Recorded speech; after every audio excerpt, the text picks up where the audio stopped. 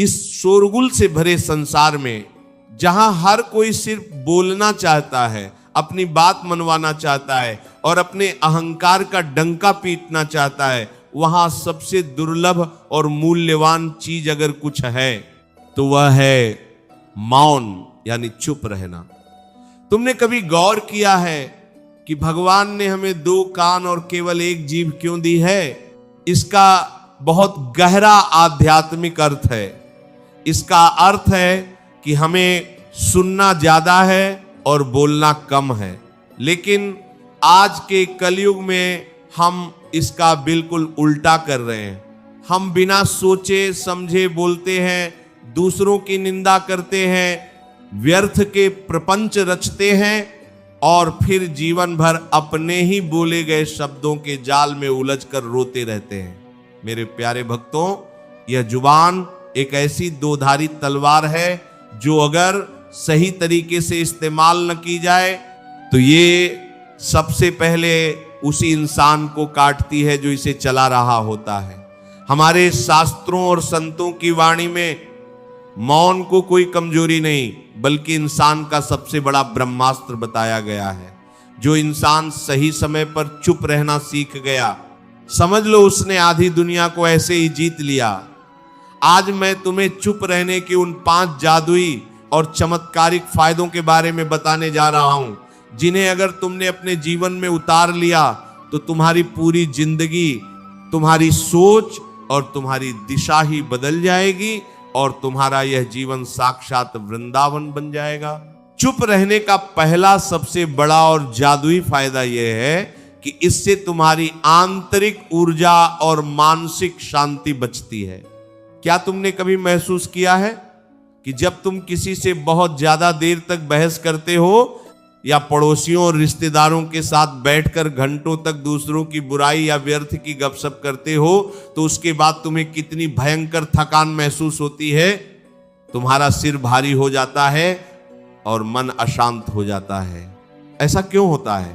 क्योंकि जब हम बोलते हैं तो हमारे शरीर की सबसे कीमती ऊर्जा, हमारे प्राण वायु का क्षय होता है। हम अपनी वह ऊर्जा जो हमें भगवान के नाम जप में लगानी चाहिए थी, जो हमें अपने जीवन को सुधारने में लगानी चाहिए थी, उसे हम 2 कौड़ी की सांसारिक बातों में बर्बाद कर देते हैं। जो इंसान कम बोलता है उसकी ऊर्जा उसके भीतर ही संचित होने लगती है। उसका मन उस तालाब की तरह शांत हो जाता है जिसके पानी में कोई लहर नहीं होती। और मेरे प्यारे भक्तों, याद रखना, जब मन का पानी शांत होता है तभी तुम्हें उसमें अपने असली स्वरूप का और उस परम पिता परमात्मा का अक्स दिखाई देता है। जब तुम फालतू की बातों से मौन हो जाते हो तो तुम्हारा दिमाग 100 गुना ज्यादा तेजी से और सही दिशा में काम करने लगता है। तुम्हारी मानसिक बीमारियां, तुम्हारा तनाव और डिप्रेशन अपने आप खत्म होने लगता है। दूसरा सबसे बड़ा फायदा जो इंसान को चुप रहने से मिलता है वह है रिश्तों की सुरक्षा और कलह से मुक्ति। आज तुम किसी भी घर में चले जाओ, तुम्हें हर जगह क्लेश, झगड़े और मनमुटाव देखने को मिलेगा। पति पत्नी में नहीं बन रही, सास बहू में झगड़ा है, भाई भाई एक दूसरे के खून के प्यासे हैं। और अगर तुम इन सारे झगड़ों की जड़ में जाओगे तो पाओगे कि 80% से ज्यादा झगड़े केवल इसलिए बड़े हुए क्योंकि सही समय पर किसी एक ने चुप रहना नहीं सीखा। क्रोध में इंसान की बुद्धि भ्रष्ट हो जाती है। गुस्से में तुम्हारी जुबान से निकले हुए शब्द उन जहरीले तीरों के समान होते हैं जो सीधे सामने वाले के हृदय को चीर देते हैं। शरीर पर लगा घाव तो दवा से भर जाता है, लेकिन कड़वे शब्दों से लगा घाव जीवन भर रिश्ता रहता है। मैं तुम्हें एक बहुत ही सुंदर और सच्ची कहानी सुनाता हूं। एक बार एक परेशान स्त्री एक सिद्ध महात्मा के पास गई और रोते हुए बोली, महाराज, मेरे पति बहुत क्रोधी स्वभाव के हैं। वे दिन भर मुझ पर चिल्लाते हैं, गालियां देते हैं। मैं भी पलटकर जवाब देती हूं, जिससे बात इतनी बढ़ जाती है कि नौबत मारपीट और घर टूटने तक आ गई है। कोई ऐसा ताबीज या मंत्र दे दीजिए जिससे मेरे पति का गुस्सा शांत हो जाए। महात्मा बहुत ज्ञानी थे। उन्होंने उस स्त्री को एक कांच की शीशी में सादा पानी भरकर दे दिया और कहा, बेटी ये बहुत ही चमत्कारी जल है। जब भी तुम्हारे पति घर में आकर क्रोध करे और चिल्लाना शुरू करे तो तुम इस शीशी में से 2 घूंट जल अपने मुंह में भर लेना, लेकिन उसे निगलना मत। जब तक पति का क्रोध शांत न हो जाए उस जल को मुंह में ही रोके रखना। स्त्री ने वैसा ही किया। जब पति क्रोधित होता वह जल मुंह में भर लेती। जल मुंह में होने के कारण वह कुछ बोल नहीं पाती थी। जब वह चुप रहती तो पति भी थोड़ी देर बड़बड़ा कर अपने आप शांत हो जाता। कुछ ही दिनों में उनके घर का सारा क्लेश खत्म हो गया। वह स्त्री दौड़ती हुई महात्मा के पास गई और बोली, महाराज आपका जल तो सच में चमत्कारी है, मेरे घर में तो जैसे शांति का वास हो गया है। महात्मा मुस्कुराए और बोले, बेटी उस जल में कोई चमत्कार नहीं था, वो तो साधारण पानी था। असली चमत्कार तो तुम्हारे मौन का था। जब तुमने पलटकर आग में घी डालना बंद कर दिया तो क्रोध की वो आग अपने आप ही बुझ गई। इसीलिए मेरे भक्तों, जब कोई क्रोध में हो तो वहां चुप रह जाना कोई हार नहीं है, बल्कि ये तुम्हारी सबसे बड़ी जीत है। ये मौन तुम्हारे घर को टूटने से बचा लेता है। चुप रहने का तीसरा अद्भुत फायदा यह है कि इससे ईश्वर के साथ तुम्हारा सीधा संपर्क स्थापित होता है। तुम दिन भर पूजा पाठ करते हो, घंटों मंदिर में बैठते हो, लेकिन अगर तुम्हारी जुबान सांसारिक प्रपंचों में फंसी है तो तुम्हारी वह पूजा ठाकुर जी तक कभी नहीं पहुंचती। भगवान की आवाज बहुत ही धीमी और सूक्ष्म होती है। इस दुनिया के शोर शराबे में और तुम्हारी अपनी ही जुबान की बकवास में तुम उस सांवरिया की आवाज को कभी नहीं सुन सकते। जब तुम बाहर की दुनिया से मौन हो जाते हो, जब तुम लोगों से व्यर्थ की शिकायतें करना बंद कर देते हो, तब तुम्हारे भीतर की वह दिव्य आंख खुलती है। मौन का अर्थ यह नहीं है कि तुम अपने होंठ सील लो और मन ही मन दुनिया भर की गालियां देते रहो। सच्चा मौन वह है जहां जुबान के साथ साथ मन भी शांत हो जाए। और यह मन शांत कैसे होगा? जब तुम अपनी जुबान को दुनिया की बातों से हटाकर उसे अपने श्यामाजू के नाम जप में लगा दोगे। जब होंठ बाहर से खामोश होते हैं और भीतर ही भीतर राधे राधे कृष्ण कृष्ण का अजपा जप चलता रहता है, तो वह मौन सबसे बड़ी तपस्या बन जाता है। जो इंसान मौन रहकर अपने कर्म करता है, भगवान स्वयं उसके सारथी बन जाते हैं। उसे दुनिया से कुछ मांगने की जरूरत नहीं पड़ती, क्योंकि जो बिना मांगे ही सब कुछ जान लेता है, वह अंतर्यामी उसके हृदय में आकर बैठ जाता है।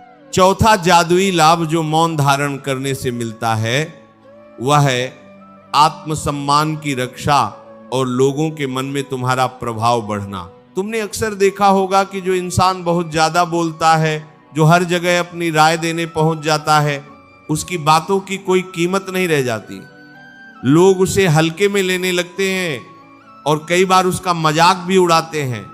लेकिन जो इंसान कम बोलता है, सोच समझकर बोलता है और ज्यादातर मौन रहता है, उसके व्यक्तित्व में एक अजीब सा आकर्षण और गंभीरता आ जाती है। जब वो कुछ बोलता है तो लोग उसकी बातों को ध्यान से सुनते हैं। इतना ही नहीं, जब तुम पर कोई झूठे आरोप लगाए, तुम्हारा अपमान करे, तो उस समय सफाई देने की बजाय तुम्हारा मौन रहना सामने वाले के लिए सबसे बड़ी सजा बन जाता है।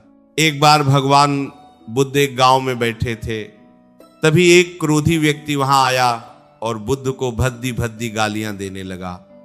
वह बहुत देर तक उन्हें बुरा भला कहता रहा, लेकिन बुद्ध मुस्कुराते रहे और पूरी तरह मौन रहे। जब वो व्यक्ति गालियां देकर थक गया तो उसने बुद्ध से पूछा, मैं तुम्हें इतनी देर से गालियां दे रहा हूं, अपमानित कर रहा हूं, लेकिन तुम कुछ बोल क्यों नहीं रहे हो? क्या तुम बहरे हो? बुद्ध ने बहुत ही शांत स्वर में कहा, भाई अगर तुम मेरे लिए कोई उपहार लेकर आओ और मैं उस उपहार को लेने से मना कर दूं, तो वह उपहार किसके पास रहेगा? उस व्यक्ति ने कहा, जाहिर सी बात है, अगर तुम नहीं लोगे तो वह मेरे पास ही रहेगा। बुद्ध ने मुस्कुराकर कहा, ठीक उसी तरह तुमने मुझे इतनी सारी गालियां दी, लेकिन मैंने अपने मौन के द्वारा उनमें से एक भी गाली को स्वीकार नहीं किया। अब बताओ वे गालियां किसके पास रह गई? वह व्यक्ति शर्मिंदा होकर बुद्ध के चरणों में गिर पड़ा। मेरे प्यारे भक्तों, यही है मौन की ताकत।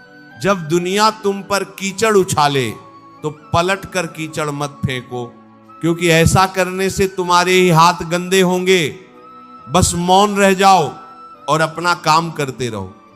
तुम्हारा कर्म और मेरा बाके बिहारी समय आने पर उन्हें ऐसा करारा जवाब देगा कि वे नजरें उठाने लायक नहीं रहेंगे। चुप रहने का पांचवा और अंतिम जादुई फायदा यह है कि इससे तुम्हारे भीतर सहनशीलता और धैर्य का ऐसा पहाड़ खड़ा हो जाता है जिसे दुनिया का कोई भी दुख या कोई भी इंसान हिला नहीं सकता। हम इंसान बहुत ही अधीर हो गए हैं। हमें हर चीज का तुरंत परिणाम चाहिए। आज हमने भगवान से कुछ मांगा और कल अगर वह नहीं मिला तो हम भगवान को कोसने लगते हैं, शिकायतें करने लगते हैं।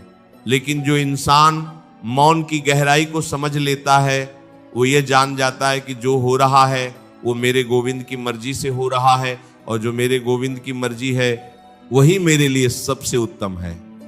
जब तुम दुख में, तकलीफ में, बीमारी में या अपनों के धोखे में भी मौन रहकर उस परिस्थिति को स्वीकार करना सीख जाते हो तो तुम्हारा वह दुख अपने आप आधा हो जाता है। रोने धोने से, लोगों के सामने अपना दुखड़ा रोने से लोग सिर्फ तुम्हारे पीठ पीछे तुम्हारी हंसी उड़ाते हैं। तुम्हारी मदद करने कोई नहीं आता। इसीलिए अपने आंसुओं को, अपनी तकलीफों को अपनी जुबान पर मत लाओ, उसे अपने हृदय में रखो और बंद कमरे में केवल उस सांवरिया के सामने जाकर रो लो। इंसानों के सामने किया गया रुदन तुम्हारी कमजोरी बन जाता है, लेकिन भगवान के सामने मौन रहकर बहाए गए आंसू तुम्हारी सबसे बड़ी ताकत बन जाते हैं। इसीलिए मेरे प्यारे भाई बहनों, आज से ही अपने जीवन में इस मौन को जगह दो। ऐसा नहीं है कि तुम्हें बिल्कुल ही गूंगा हो जाना है, बोलना है, लेकिन केवल वहीं जहां बहुत जरूरी हो, उतना ही बोलो जितना सत्य हो, जो मधुर हो और जिससे किसी का दिल ना दुखे। अपने दिन के 24 घंटों में से कम 1 घंटा ऐसा जरूर निकालो जब तुम न तो किसी से बात करोगे, न मोबाइल फोन का इस्तेमाल करोगे और न ही कोई किताब पढ़ोगे। बस एकांत में बैठ जाओ, आंखें बंद कर लो और अपने भीतर चल रही सांसों को महसूस करो। अपनी उस जिह्वा को दुनिया की निंदा और चुगली से निकालकर उस करुणा की सागर मेरी लाडली राधा रानी के श्री चरणों में लगा दो। चलते फिरते, उठते बैठते मौन रूप से बस राधे राधे का स्मरण करते रहो। तुम देखोगे कि कुछ ही दिनों में तुम्हारे भीतर एक ऐसी अलौकिक ऊर्जा पैदा होगी, तुम्हारा मन इतना हल्का हो जाएगा कि तुम्हें यह दुनिया की हर परेशानी बहुत छोटी लगने लगेगी। तुम्हारी वाणी में सरस्वती का वास हो जाएगा और तुम जो भी बोलोगे वह दूसरों के लिए प्रेरणा बन जाएगा। अपने इस अनमोल जीवन को व्यर्थ के वाद विवाद में मत गंवाओ, इसे उस परम आनंद की प्राप्ति में लगाओ जिसके लिए तुम्हें यह मनुष्य का चोला मिला है। अगर ये वीडियो आपको अच्छा लगा हो तो वीडियो को लाइक करके चैनल को सब्सक्राइब जरूर करें, बेल आइकन जरूर दबाएं और कमेंट में राधे राधे जरूर लिखें। ये वीडियो अपने दोस्तों परिवारजनों के साथ शेयर जरूर करें। मिलते हैं किसी और वीडियो में, तब तक के लिए राधे राधे, जय श्री कृष्णा।